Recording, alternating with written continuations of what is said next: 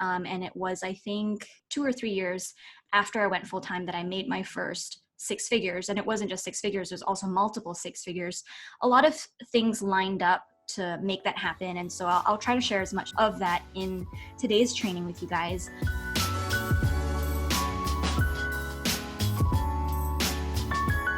Hey, I'm Becca with the Happy Ever Crafter, and this week I'm talking to Mei Pak, who is walking us through a lesson on the 7 ingredients for a successful handmade business.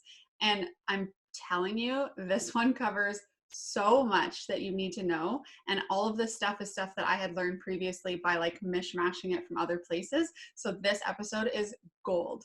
You might need to come back and watch it a couple times, but grab a notebook and a pen and let's jump in. Mei, welcome to the show. Hi, Becca. Thank you for having me. I'm excited to be here. Yeah, I'm excited to have you on here because it's been a while since I had anybody on here to talk about business related stuff, and I get really fired up talking about business stuff. Really? Yeah, and like cool. I know that you personally have a ridiculously successful handmade business, and so I'm just like really curious to like hear more about your story and how all of that started. But I know you have a crazy huge community of makers, and maybe some of them overlap with my audience and people already know who you are. Yeah, I would be surprised. But for people who might not, can you give us a little background of who you are, what you do, where in the world you are, and all that kind of stuff? Sure. Okay. Well, there's so many things with just that question. I'm going to have to try to keep it concise. Okay. So how it all got started, I have a business called Tiny Hands. You can look, because I have tiny hands. You can look that up at tinyhandsonline.com. Nothing to do with Donald Trump. So it's a line of scented food jewelry, and I used to hand sculpt everything myself from scratch. I started this in 2006, so it was a long, long time ago. So I've seen all the different waves and cycles of e-commerce and online business, and I've seen a lot of like social media change come and go, how Etsy has changed a lot over the years. But when I started that business, I guess one thing I want to share with you guys is just to know that like this business stuff really fires me up too. I'm really passionate about it, but I didn't learn that I enjoyed it until a lot later when things started to kick in and started working for me. But before, when I started Tiny Hands, I had no idea what I was doing. So I think for like maybe the first 5 years, it was really much still a hobby. I was doing it through school, through college. And it wasn't until no one would hire me outside of college that I was like, okay, I'm going to try this business thing and do it full time. So then it just started to kind of, it grew every year after I took it full time. And it was, I think, 2 or 3 years after I went full time that I made my first six figures. And it wasn't just six figures, it was also multiple six figures. A lot of things lined up to make that happen. And so I'll try to share as much of that in today's training with you guys. But anyway, so having done a lot of business stuff, product creation, development, and just seeing so much in business with Tiny Hands, I then started to learn like, well, this marketing stuff is really cool. Business is really cool. I started to become really passionate about it. And like the little like experiments that I would try with Tiny Hands, I would like be, oh, it worked or it didn't work. And I wanted to share that with people, but I didn't have an audience to share that with because people who were buying my jewelry didn't care about the business side of things. I soon quickly found out because I tried and it was like crickets and no one cared. So then I started blogging on a separate platform, and it had a lot of different names over the years, but that is kind of how Creative Hive came to be. So this is my second business, and this is consulting help. I help makers, creatives, artists, designers sell their handmade products online. I help them make consistent sales through selling their products online. And that started 2014. So I did the whole blogging thing, and I think really what I'm sharing on the Creative Hive side, it's really a lot of stuff that I tried on the Tiny Hand side. So it really is kind of like a funnel, and it has like this beautiful synergy. That's my story in a nutshell. So many things. I know. The first one is, I just want you to, what is if you had to sum up what Tiny Hands is one more time in like a couple words, what is it? It's scented food jewelry. Okay, so if you little said that to me, if you said that to me, I would have been like, what the heck does that mean? what? But I have looked at it, and it's like so cool. And so one of my questions as you were talking about your business where you're helping other makers is like, what kinds of makers and what kind of niches, what niches are they in? And then I was like, well, you are like the ultimate niched business that has done so well, because like, how did you even come up with the idea for this like tiny scented jewelry? It's like, yeah, that's a good question. I actually get asked that a lot when I used to do a lot of more craft shows, and I would get that same response. People would see my work and they'd be like, "What is this?" And then I'd be like, "Smell it," and they're like, "What?" But also wear it. Right. I take no credit actually in like inventing this idea. When I started it back in 2006, there were already a couple of people already doing it, and I really admired their work. And this concept of making miniature food sculptures, like dollhouse makers do this. I make them at a different scale, so they are not really suitable for dollhouse people, but that's, I think, so what happened was back in the day, there were a couple people who were doing it. I really admired them, but I was like, oh, it's not my place to like just jump in and just copy them. But then they closed shop, like almost like 1 month apart from each other. And then there was no one that was doing it anymore. And because I just really loved it, I thought it was super cute. I always loved miniatures growing up. Especially food miniatures. I don't care about anything else but little tiny food for whatever reason. So then I started playing with polymer clay, which is what I make them out of. And then I thought, let's send them to like how these other people were doing it. And that's kind of how that came about. That's the business answer. Usually when non-business people ask me like, how did you come up with this idea? And I'll be like, it's magic or something. I'll give them a more interesting, fun answer. It just came to me. Yeah. In my dreams. I think it's always, I love asking people just like, if you meet somebody on the street and they ask you like, what do you do? You'd be like, I make tiny scented jewelry.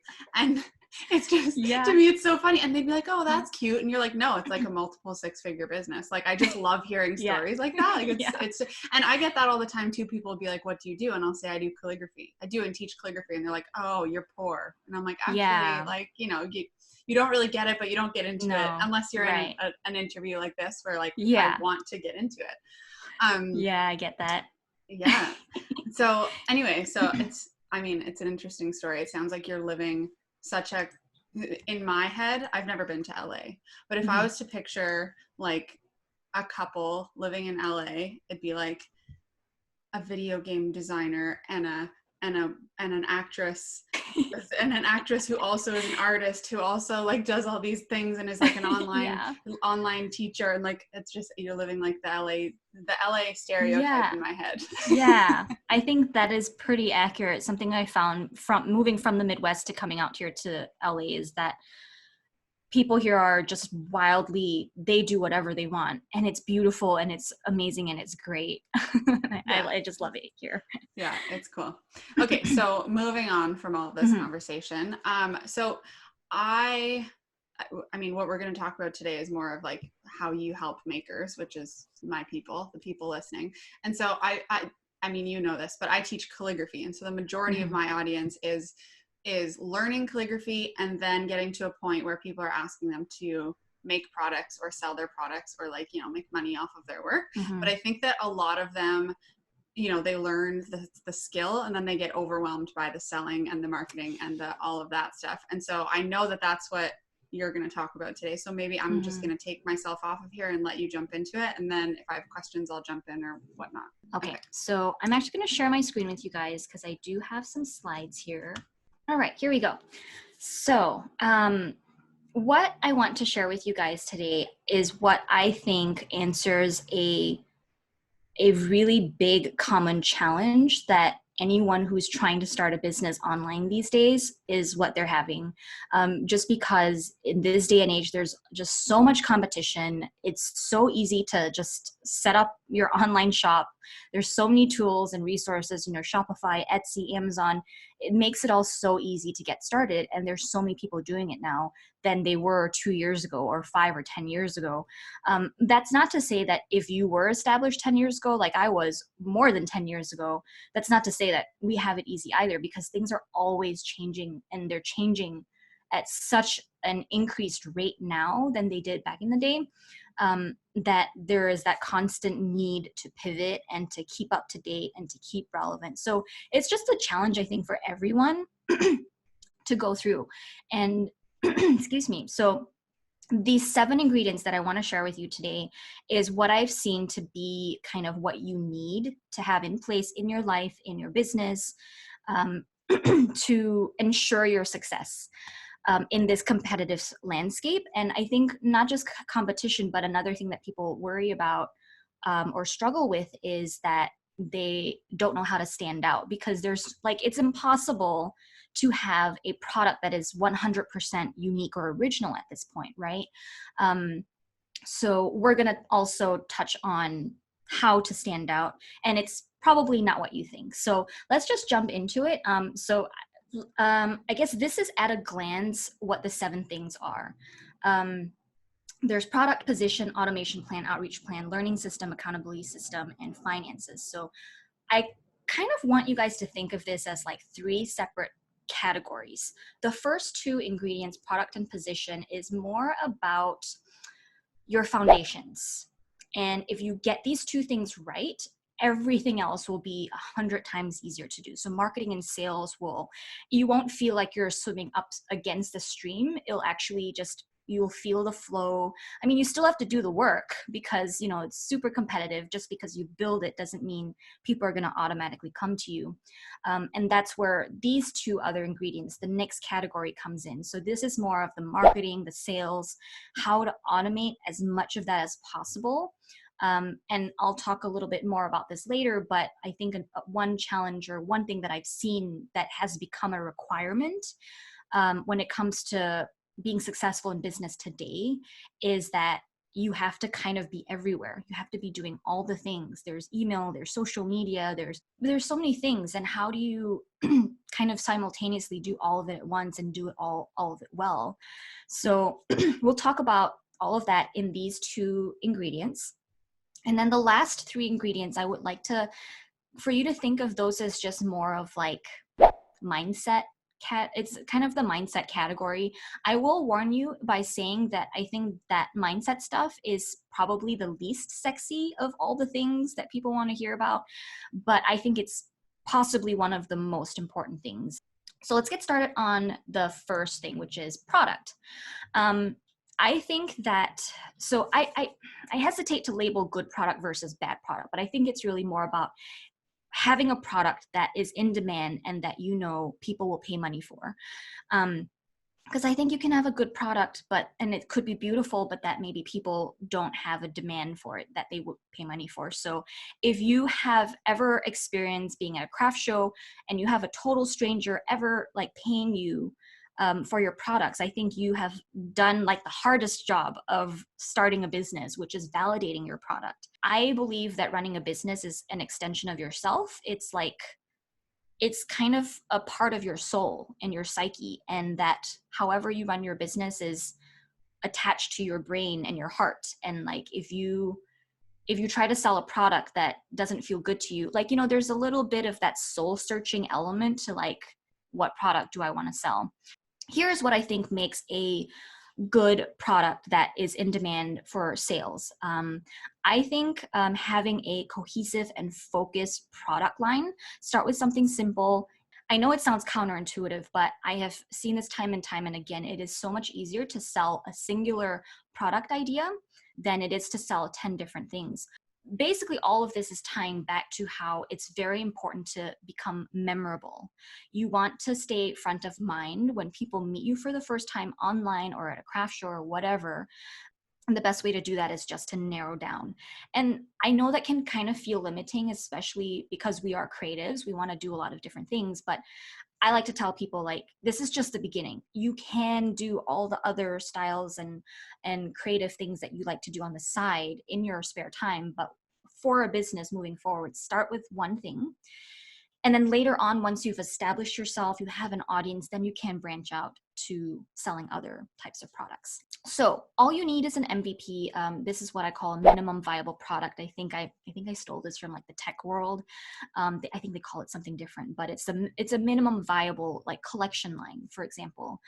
And then this last point that I wanted to make here, it doesn't need to be something that you invented or to be totally unique. I actually think that's a lot harder to do. And I bring this up because I have seen a small percentage of people in my audience anyway who feel this pressure of wanting to be like completely different than what's out there. And I do think it is a part of maybe our creative ego. I know I sometimes feel that way. Like if something feels too similar to something else, I would feel a bit of resistance to putting it out there in the world. But all I'm saying to just share with you guys, in my experience, it is a lot harder to try to sell something that no one has heard of before, because then you have to educate the market. You got to make them aware that you exist. This was the problem I had when I started Tiny Hands. People didn't know what scented food jewelry was. And so I had a lot of, it was a challenge getting started. So if you are completely new and you have no product idea, or maybe you're just kind of going from, you're a hobbyist, you love creating and crafting and doing calligraphy, but you're then at that point where you're like, okay, I want to turn this into a business, but I need to figure out what I want to sell. Then here's what I want you to do. So you take out a piece of paper and a pencil or pen or whatever to write some lists down. You're going to write 3 lists. And the first list is to think about, what are you really passionate about making? I feel like you could probably think of some things that you are more passionate about than others. Like maybe you're more passionate about clothing, or more passionate about stationery, or about the wedding industry.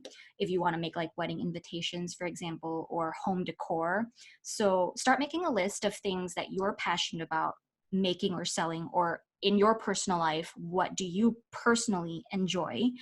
And then make a second list and write down all the things that you think are your strengths and skills.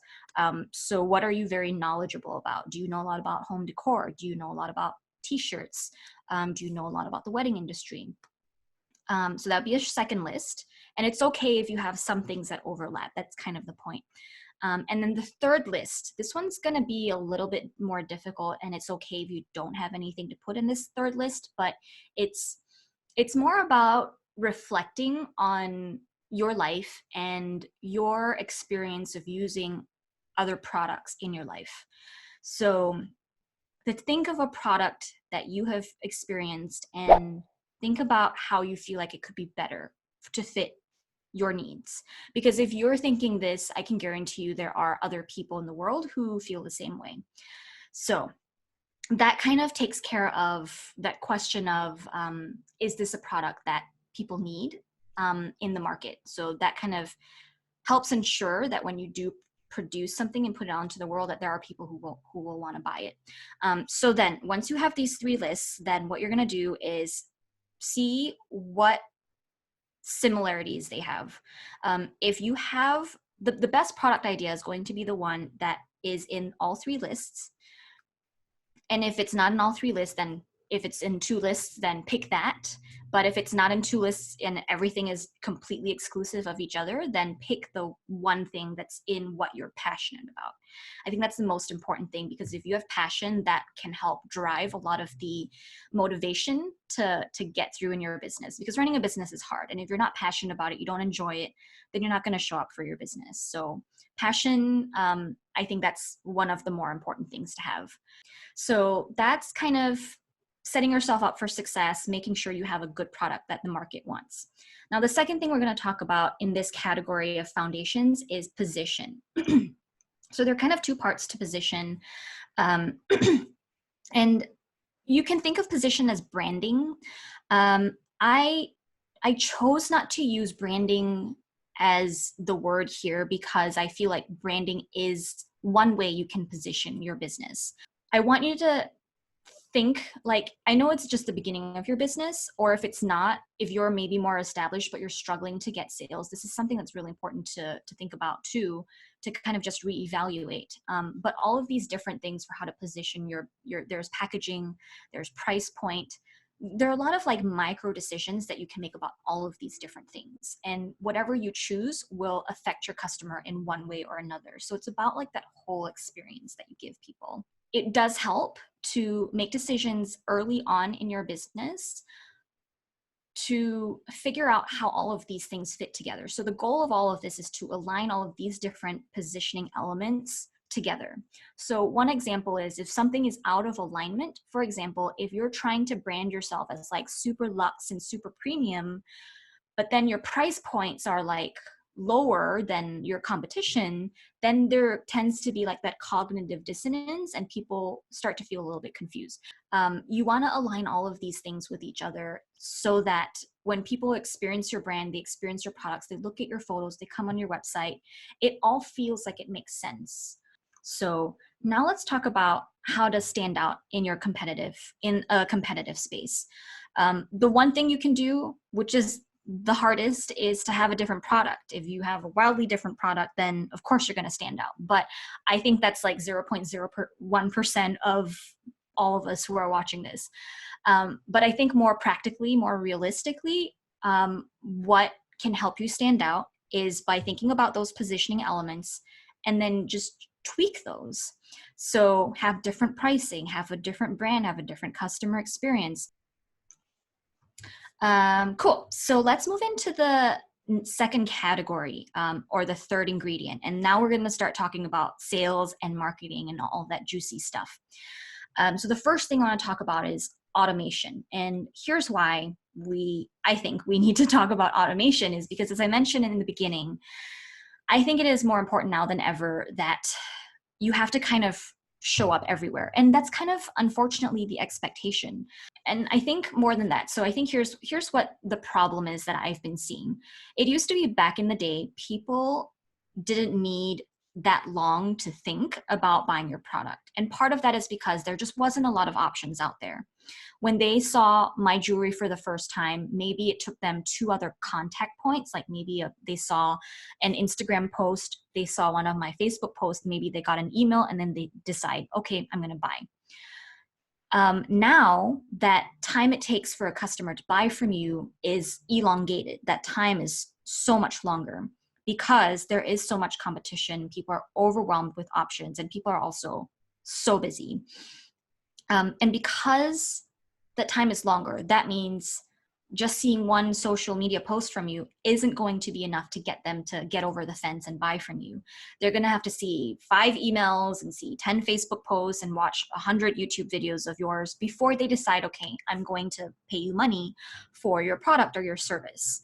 So because of that, because it takes people a lot longer to buy from you, it is more important now than ever to be everywhere. Having said that, I also am a strong believer, and I think this is what the last category addresses. I'm a strong believer of running your business, but also doing so and accounting for your human behavior. So I'll be the first person to tell you, I am undisciplined. I am super lazy. I have a lot of personal resistances and mindset issues, personal like roadblocks to doing certain things. I hate working on a schedule.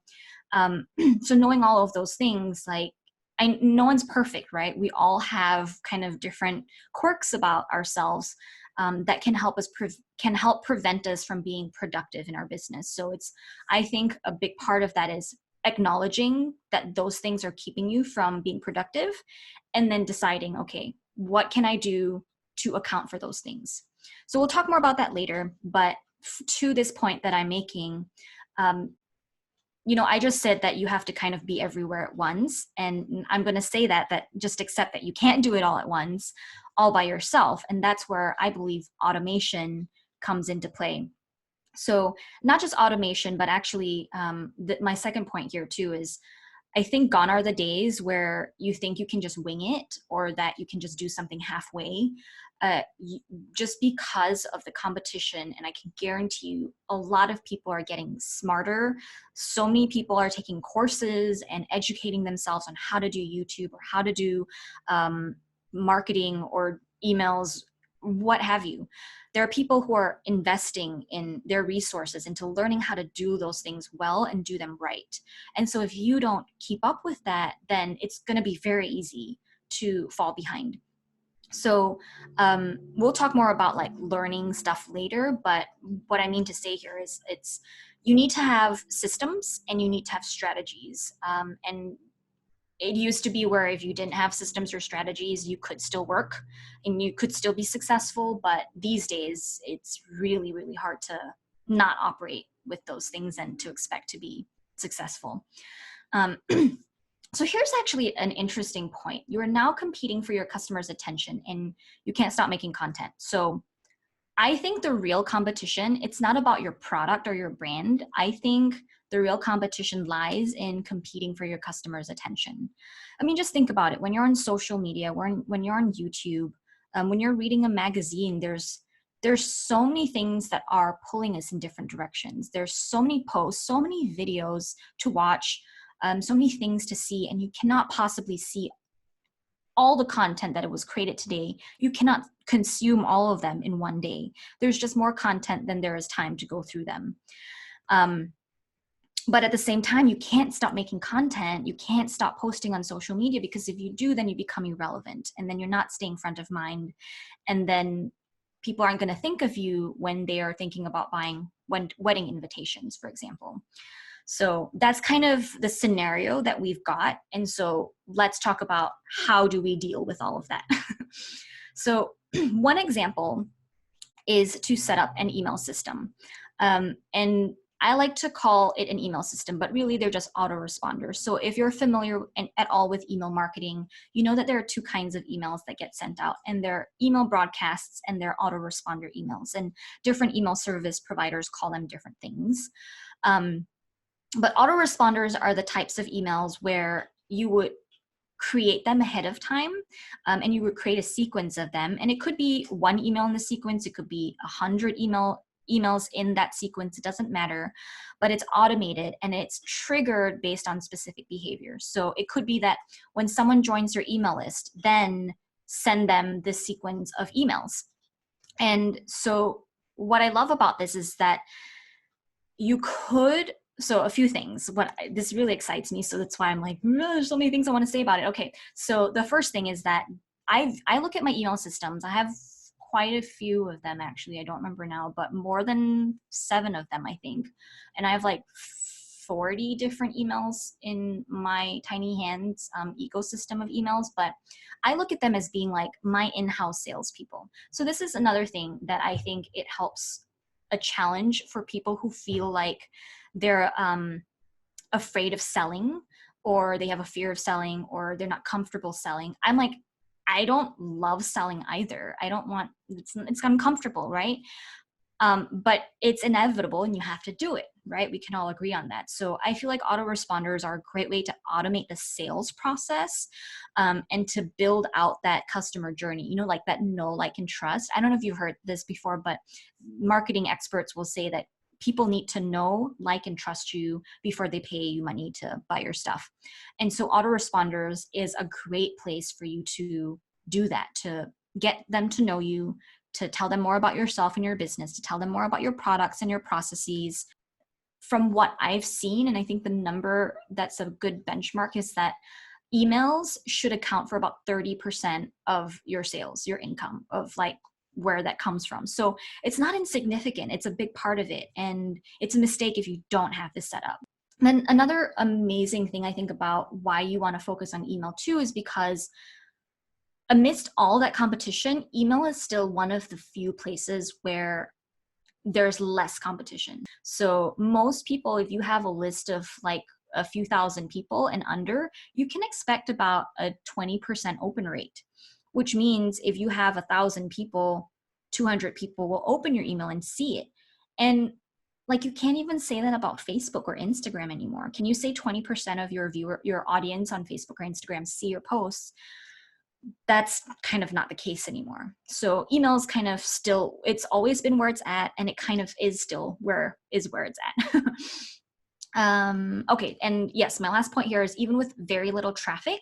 So if you don't feel like you're getting a lot of traffic to your shop, or you're just setting up shop, I still think it's important to get this set up. It's kind of one of those foundational things. And the analogy I like to give is, say you're trying to collect water and you know it's going to rain anytime soon. Do you want to set up buckets to catch that rainwater when it starts raining, or do you want to do that before it starts raining? Your bucket's going to get filled up a lot faster if you set it out before it starts raining, right? You're optimizing on that. So that's kind of my philosophy about when to set things up. You don't have to wait until you get a lot of traffic to have this email autoresponder work well for you. Social media, there is a system that you can have with this as well. So a system could be creating a content calendar, actually having a conscious decision on the spread or the distribution of your posts. So a common question I hear people get is like, how many times do I talk about non-sales, non-marketing posts versus actual sales posts? And I would like to tell people usually use the 80-20 rule. So 8 out of every 10 posts should be not non-sales posts, and then 2 of them can be sales posts. So even just making a decision like that helps you not be reactive in your business, but actually be proactive, and you're getting ahead of the curve because you have a plan. Another part of a system is to bulk curate, and schedule your posts. So like sit down, and instead of doing one post every day where you're like, oh, okay, it's Monday, I have to sit down and post something. Or if you feel like, oh no, I haven't posted something in 3 weeks, my people haven't heard from me, I should post something. That's kind of a way of operating that can be detrimental to your productivity, and it takes you out of focus and it puts you in a position where you're not inspired, and so you're not going to create your best work anyway. What we just talked about with all that stuff is a lot of content creation, and I think this is another big mistake that I see people make, or a challenge that we all have, is that most people spend a lot of their time in content creation. So they're creating social media posts, they're creating the emails, they're creating blog posts, and all of this takes a lot of time to do. But then it's demotivating when you don't see all of that effort turn into sales. And the biggest problem and reason for why that is because you need to promote those things. You need to tell people those things. What outreach does and what it is, it's you actively going out there to people and saying, hey, I have this great blog post, come and look at it. So another idea of outreach is getting your products in magazines or on TV shows or on blogs or on a YouTube channel where someone's reviewing your product or someone's unboxing your product, or have an influencer post about your work on their Instagram story, for example. Those all, number one, help build backlinks. So those are good for SEO. Backlinks are when other websites link back towards your domain URL. And that in Google's eyes is a good thing. Number two, it helps build amazing brand awareness. That's one of the more difficult things in business, is like people don't even know you exist. And three, if you are lucky and if you do this right, you can expect this to turn into traffic and sales for you, especially if you have that email system that we talked about in place. So, and you will probably see that this is also true for 80 to 90% of all the other businesses that are successful out there, is they have a track record of actively doing outreach, of always going out there and sending out those party invites. So how do you actually do outreach? And when I talk about the media, I'm talking like it could be anyone who has a large audience. That's the general rule. It could be someone on a YouTube channel. That was actually how I found Becca, was I send her an outreach email. And here we are. It's really that easy. And here is, I think, the cool thing about outreach is that very few people are doing this. Most people are spending a lot of time on social media doing like content creation. They're creating posts, they're using hashtags, but they're very rarely doing outreach. And I get it, because it can be a little bit nerve-wracking, especially if you're doing it for the first time. No one wants to be rejected. And for sure, there is that fear of like, if I send someone a party invite, they might say no. And that might make me feel like I'm not worthy of being in people's space, or anyway. So the fear of rejection is real. And what I will say to that is it will get easier over time. When you send out your 100th pitch, it'll be like, you can do this in your sleep. You won't even think about it. It's definitely always hardest to send that first email and hardest to get that first no. But also realize that when people say no, it's not usually for personal reasons. It's not because they didn't like you or your product or your work. It's not a reflection on that, but sometimes they're just busy, and sometimes they just don't have time to fit you in their schedule. Or maybe they previously talked about a similar product as yours recently, and it would be too close in their schedule of their content calendar, for example. But it's usually for a lot of reasons that have nothing to do with you, okay? That's what I'll say to that. But if you can get past that fear of pitching yourself to TV shows or to magazines, another thing you can try actually is to start by pitching smaller. So pitch to smaller influencers before you go out and reach out to like someone who has 10 million followers. That can help build confidence. And confidence, as we talk about with human behavior later on, that's really important to have, because when you stop feeling motivated and when you feel deflated, that is a precarious place to be in, because then you're going to stop showing up for your business. You're going to question everything. You're going to be frustrated that nothing's working. So it's important that we put ourselves in positions where we can experience constant, easy wins. So what I will say to that, so you can read here about like how to actually do it. It's, you really just need to like elbow grease it, research who to pitch to, and then start a spreadsheet collecting like people's email addresses, collecting their first names, and just go from there. The more research you do, generally speaking, about that person, the better your email pitches are going to be, because they're going to be more personalized. And then you're going to create an email pitch and then also a follow-up template, and then just send out emails to people. The follow-up is the most important part to this. So if you don't follow up, you can anticipate your conversion rate is going to be very, very low. But if you follow up, it will instantly increase that conversion rate by a ton. Like I would just say, don't expect anyone to respond to you with just one email. So it's definitely not normal when that happens. So the follow-ups are important. And here I say that if you can get 1 to 2 yeses for every 20 people you reach out to, you're golden. That's a really good conversion rate. And of course, anything more than that is really great. And then just set out a system for yourself and a goal for you every month to do this consistently and regularly. It's about doing outreach and doing it at scale. And doing that consistently, and you will see success in very little time. Okay, so we talked about 2 of those categories, and then this part's going to be like less technical, but more about like the, you know, behavioral mindset strategies that I've seen to be important for success. So let's talk about the first thing with having a learning system. So what do I mean by a learning system? This is a common thing that I see happen a lot with people, is they easily get overwhelmed and confused when they start looking for information from a lot of different sources. Like maybe they're following one coach and they're following another coach, and they're reading this book and they're taking that course from another person, and it can get overwhelming because everyone's going to be teaching you different things. And sometimes their advice can be conflicting. I think what will help with that learning system, because as I mentioned before, it is very important now that you take the time to educate yourself on how to do all of these things, how to do email marketing, how to do Facebook and Instagram well, how to do outreach. You can't just wing it or do it halfway anymore, because if you do, you're probably going to be met with resistance or with not a lot of success, and then you're going to get demotivated. You're going to not see any sales coming in.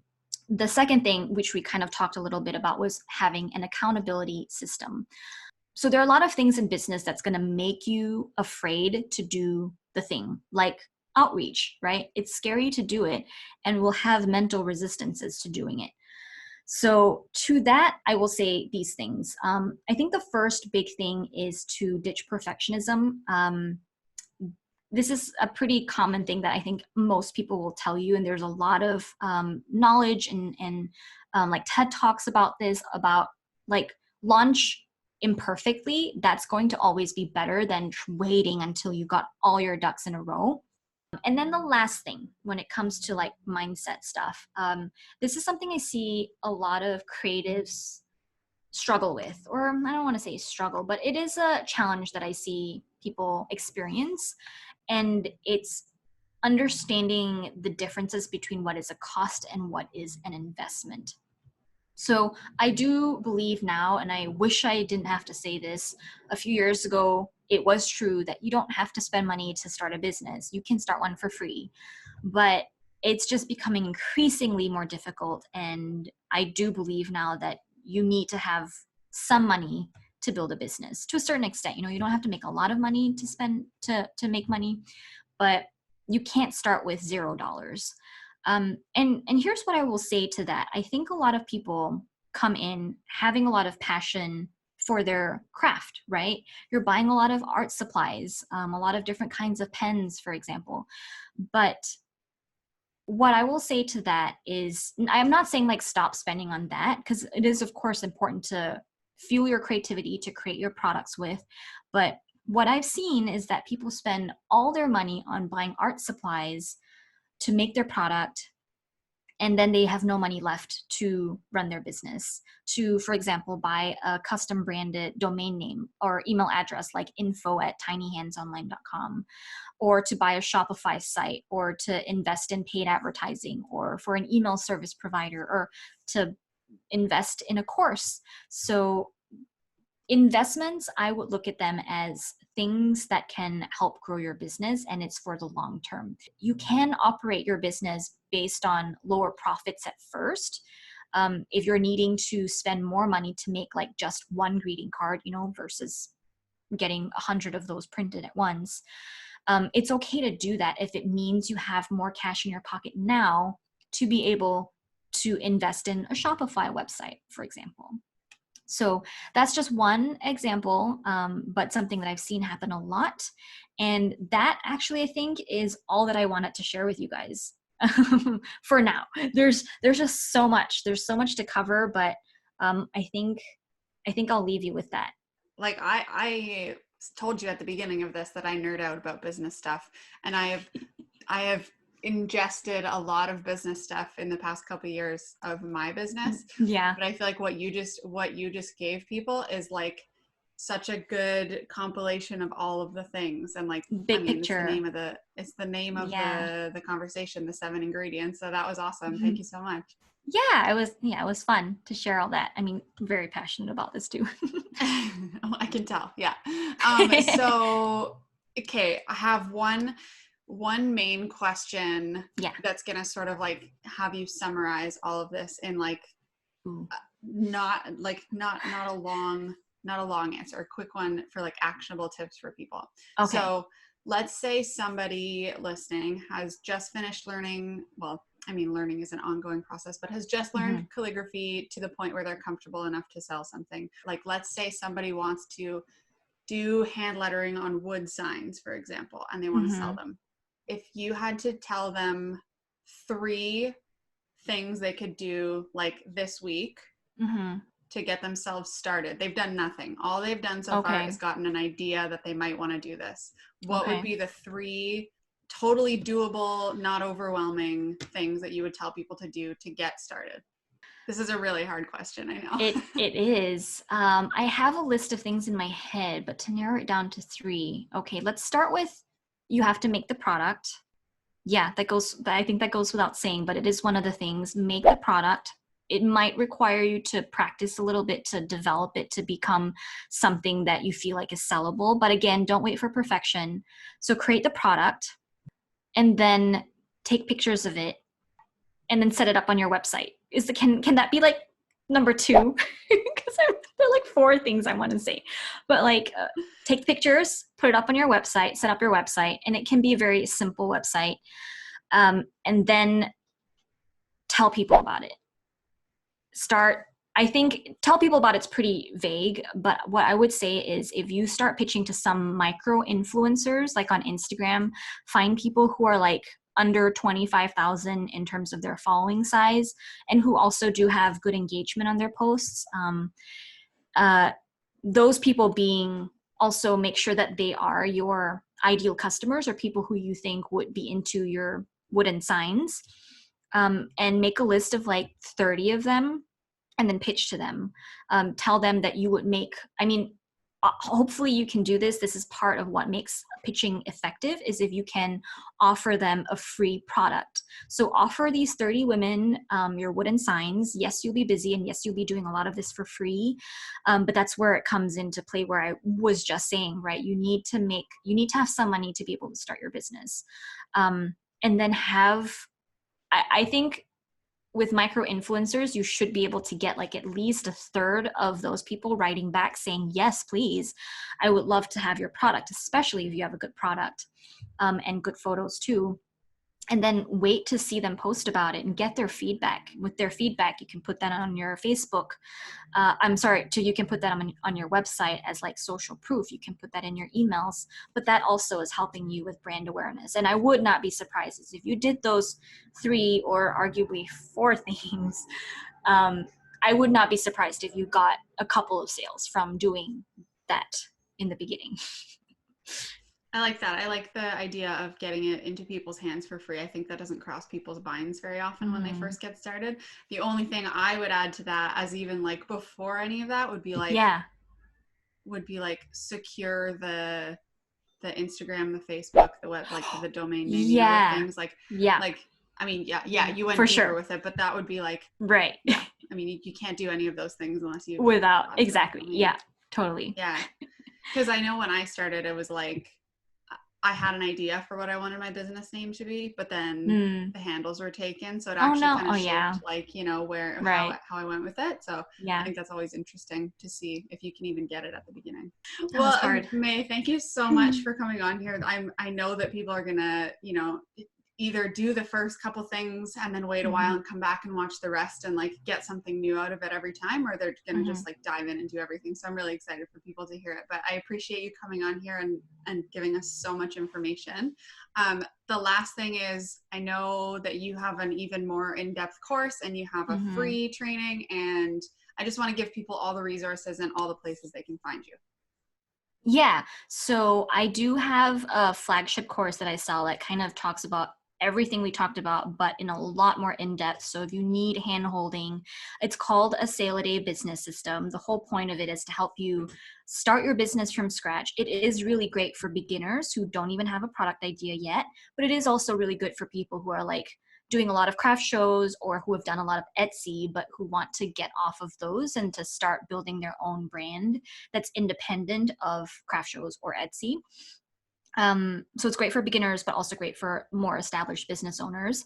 And it's really like the A to Z in-depth hand-holding course that talks about all of the things. But I think a first good step is I do have a different workshop, and it's my 3 Secrets workshop. I do talk about, and it's free for you to sign up and watch, but I do talk about like the coattail list technique. I give a little bit more details and examples with that. So it's really about how to find and identify your ideal customer online, and like in 10 minutes, literally see her face on Instagram.